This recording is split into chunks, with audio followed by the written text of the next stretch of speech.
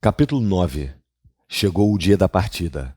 Na véspera, o gentil Sr. Thompson trouxera-nos cartas de recomendação decisivas para o conde Trump, governador da Islândia, para o Sr. Picterson, coadjutor do bispo, e para o Sr. Finsen, prefeito de Reykjavik.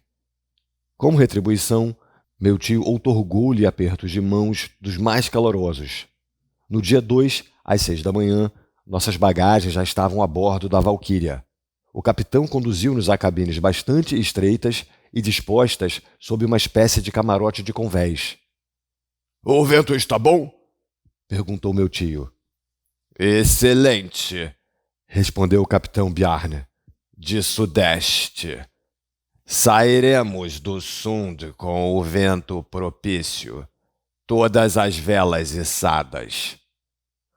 Alguns minutos depois, sob sua mezena, bergantim, gávea e joanete, a escuna aparelhou e alcançou rapidamente o estreito.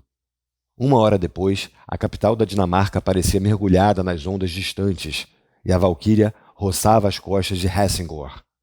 No meu estado de espírito, esperava ver a sombra de Hamlet vagando no terraço lendário. Insensato sublime, eu pensava. Você com certeza aprovaria nossa viagem. Talvez até nos acompanhasse ao centro do globo para procurar uma solução à sua dúvida eterna. Mas nada surgiu nas antigas muralhas. O castelo, aliás, é bem mais novo que o príncipe heróico da Dinamarca. Hoje em dia serve de guardião suntuoso àquele estreito, por onde passam, por ano, 15.000 navios de todas as nações.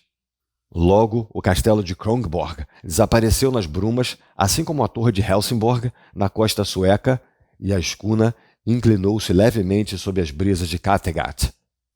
A Valquíria era um bom barco à vela, mas nunca se sabe o que esperar de uma embarcação desse tipo. Transportava para Reykjavik carvão, utensílios domésticos, cerâmica, roupas de lã e um carregamento de trigo. Bastavam 5 homens, todos dinamarqueses, para manobrá-la. — Quanto tempo levará a travessia? Perguntou o meu tio ao capitão.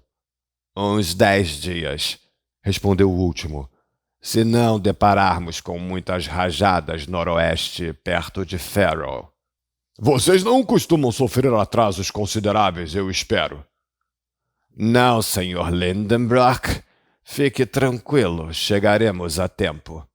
À noitinha, a escuna dobrou o cabo Skagen, na extremidade norte da Dinamarca, atravessou Skagerrak durante a noite, navegou ao longo dos limites da Noruega pelo cabo Lindesnes e desembocou no Mar do Norte.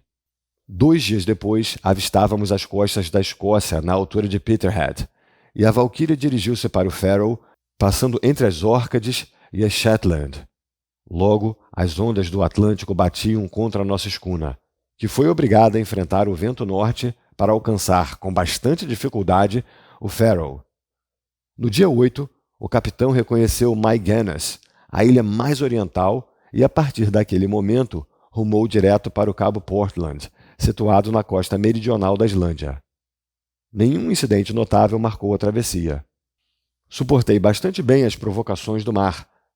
Para sua grande irritação e vergonha, meu tio passou o tempo todo enjoado.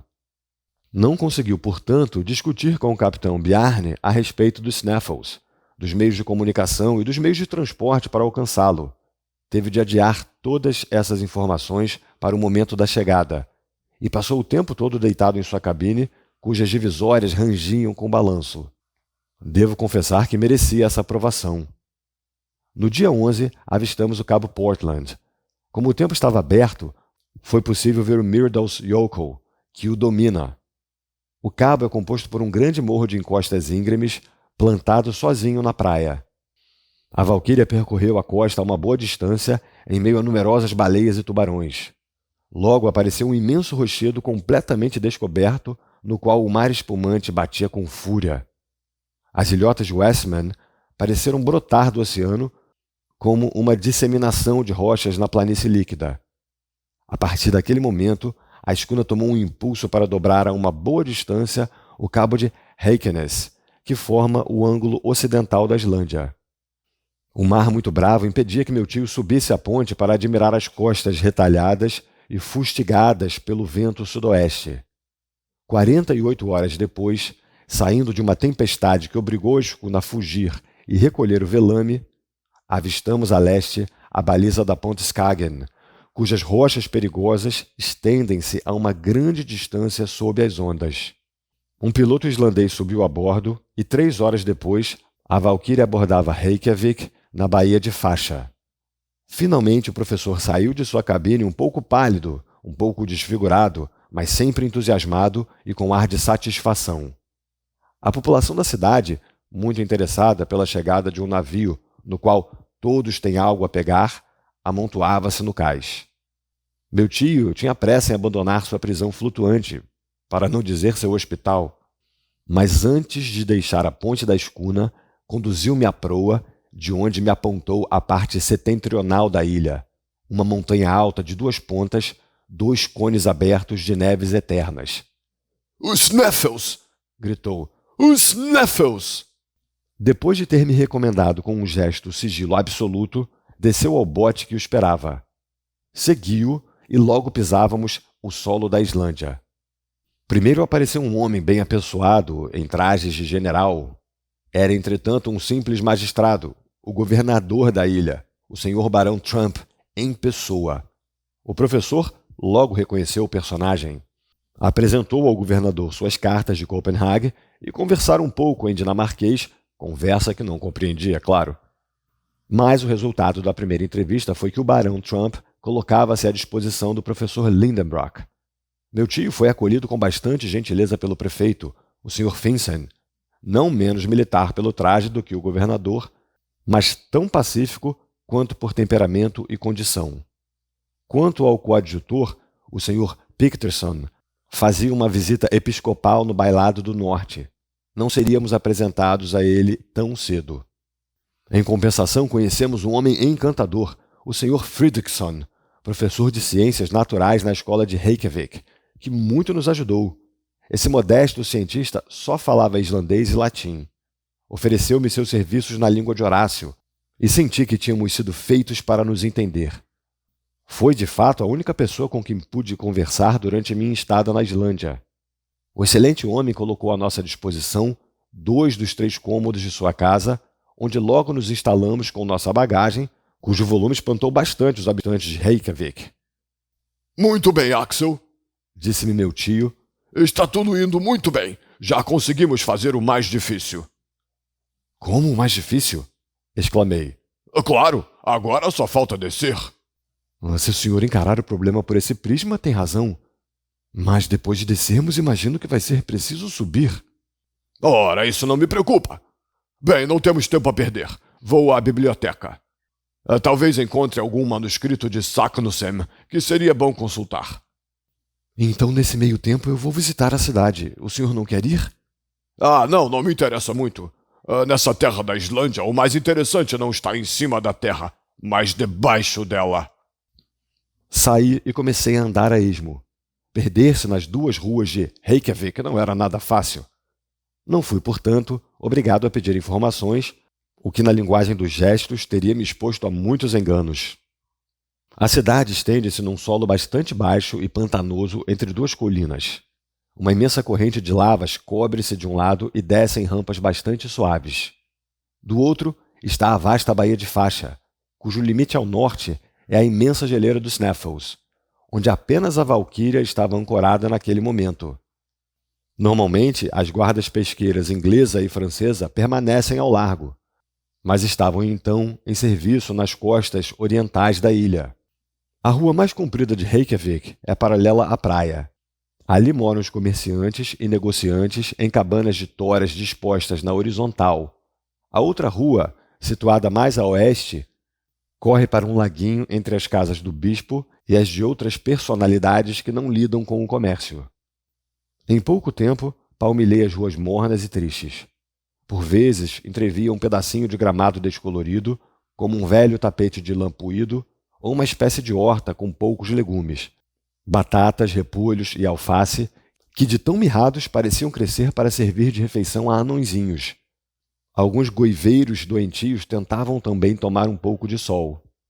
No meio da rua não comercial, dei com um cemitério público fechado por uma parede de barro, onde não faltava lugar.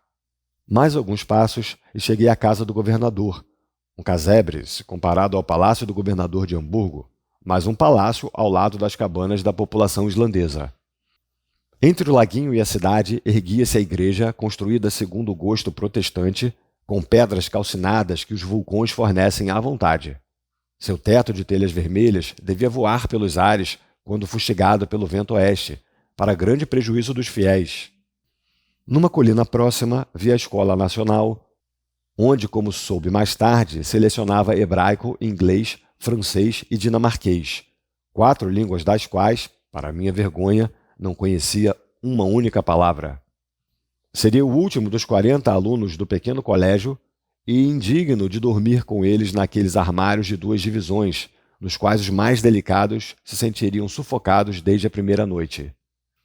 Em 3 horas já visitara não somente a cidade, como também os arredores. Tudo parecia extremamente triste. Não havia árvores ou vegetação. Por toda parte, as arestas marcadas das rochas vulcânicas. As cabanas dos islandeses são feitas de barro e turfa, as paredes inclinadas por dentro. Parecem tetos colocados no chão.